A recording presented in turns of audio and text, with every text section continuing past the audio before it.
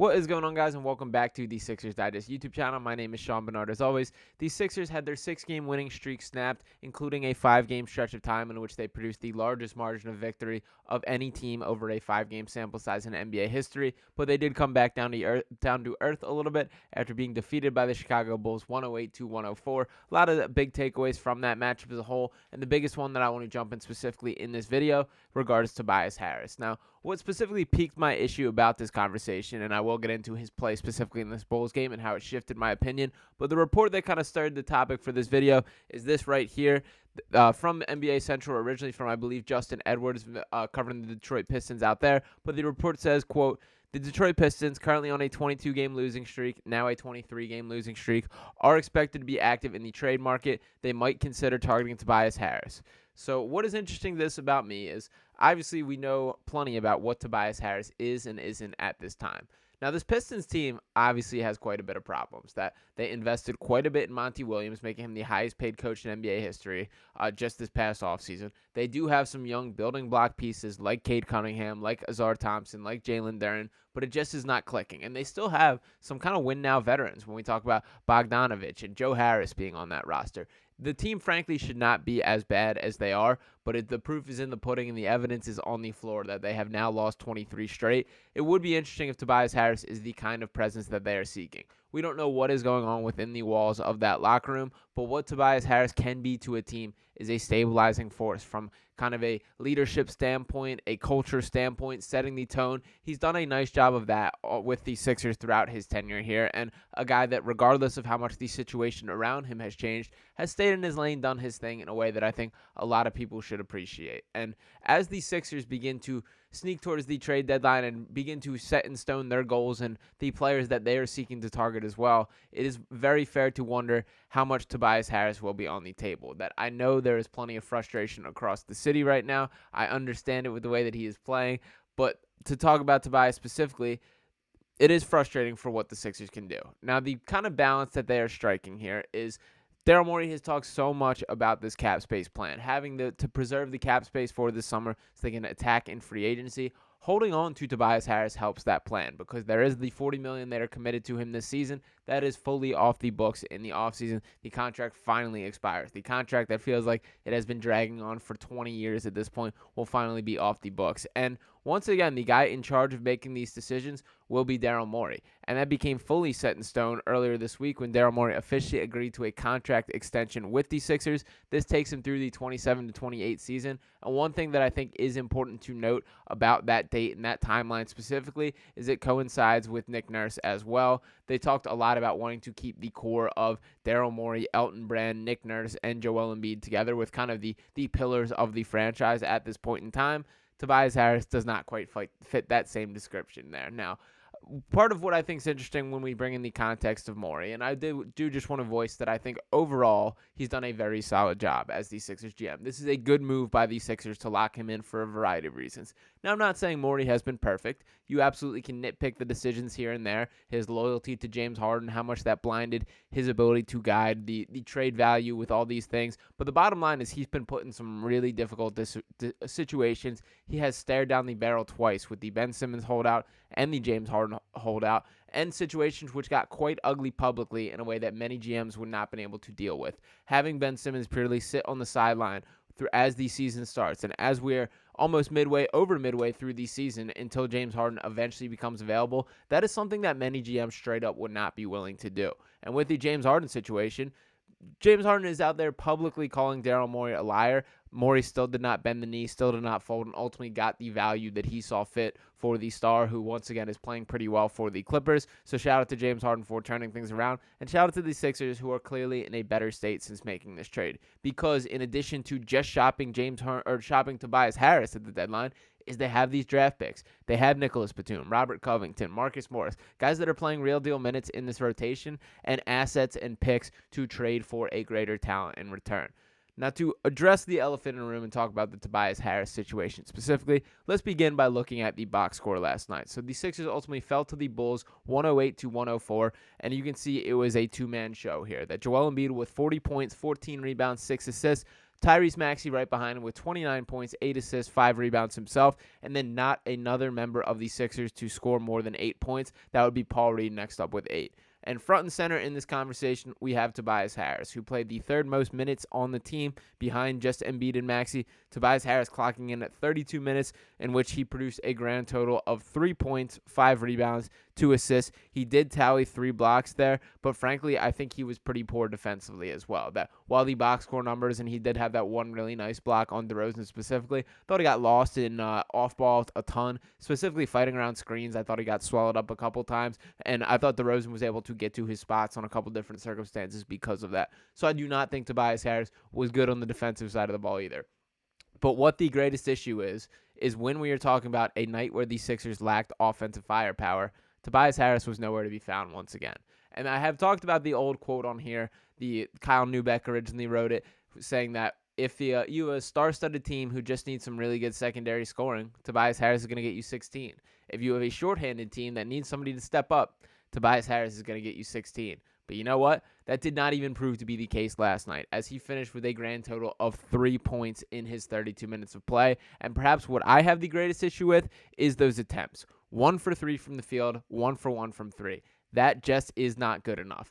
And on a night where the Sixers desperately needed somebody to step up and be that third option, Tobias Harris just straight up refused. That he did not seek out his own shot. He did not attack. He did not look to be in a mode where he was active in trying to create his own opportunities. And I get it. It's a difficult line to walk because you obviously want to defer to Joel Embiid and Tyrese Maxey, who are higher than Harris in the pecking order, but they were getting no source of offense outside of that. And that is where Tobias Harris is asked to do. So now when we talk about Tobias, and to ultimately rub the salt in the wound, I pop open Twitter this morning, and what do we have but this tweet from the Philadelphia 76ers account saying the race to Indy starts now. That is where the All-Star game will be held, and there is Joel Embiid, Tyrese Maxey, and Tobias Harris all on that tweet. Now, first off, I can't think of a just worse way to tee up the internet to just sound off on Tobias Harris than clicking send on that tweet the day after he scores 3 points in 32 minutes on the floor. But yeah, it is wild that we are trying to talk about Tobias Harris in the All-Star conversation when, frankly, I think it's more of a fair conversation to have if he shouldn't even be playing the legitimate minutes on the Sixers roster. That as you look at the way this roster fits, and I know I'm going to circle back to the trade conversations, but as this roster is currently constructed, there's Nicholas Batum, who's a better connective passer than Tobias Harris, and I would argue a better defender. There's Marcus Morris, who's a better scorer than Tobias Harris and a much more willing shooter than Tobias Harris. Then there's Robert Covington, who's a much better defender than Tobias Harris, a much more willing shooter than Tobias Harris.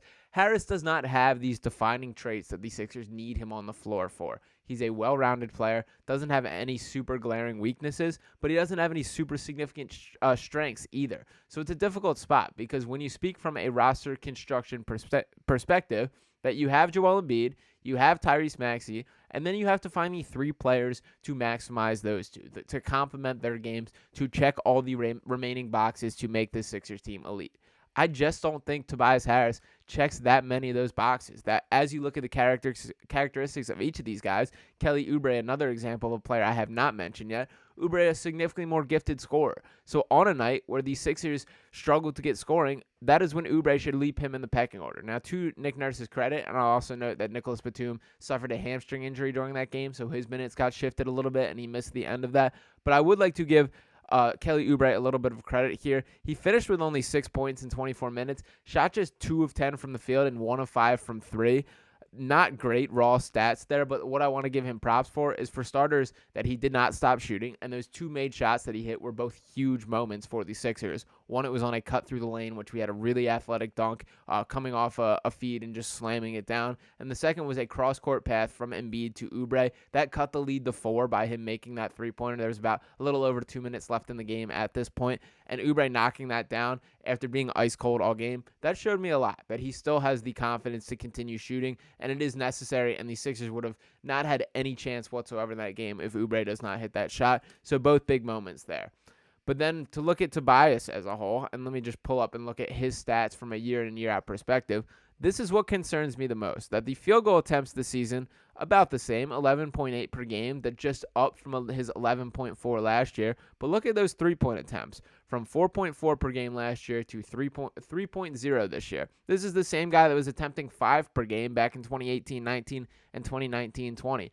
And for sure, his attempts are getting eaten into a little bit. He has dropped in the pecking order to some extent, but we just need Tobias Harris to go out there, seek his shot, and being aggressive, and fill the gaps of what this team needs. Last night was a prime example of an opportunity where someone needed to step up and be that third option. Tobias Harris is absolutely in that conversation and has both the expectations based on contract and the ability based on play to go do that, and he just straight up didn't. So the conversations, miss me with any all-star Tobias Harris talk, hit me with the trade Tobias Harris talk, because I just don't think he is vital to this Sixers team. That with all this flexibility, and 3-and-D wings have been an area where the Sixers have drastically lacked in past years. They've been very hard to find. Obviously, every team across the NBA is constantly looking for these types of versatile, athletic guys that can shoot and defend. And Tobias Harris has been the best option of that for the Sixers for several years. But we're not in that same place. That there is more options for this Sixers team. There is the Nick Batums, the Marcus Morris, the Robert Covington, the Kelly Oubre. These are now different variations of the same style of player as Tobias Harris. And forget the contract. Play the players that are the best. And I get the loyalty to Harris. He's been here forever. He's a guy that is well-liked within the locker room, well-respected within the team, and I understand not eating to his minutes too much from both factors of keeping his confidence up, making sure you're not upsetting him, as well as showcasing him to the rest of the league, why you should still want this guy, why he is a guy capable of playing this level of minutes.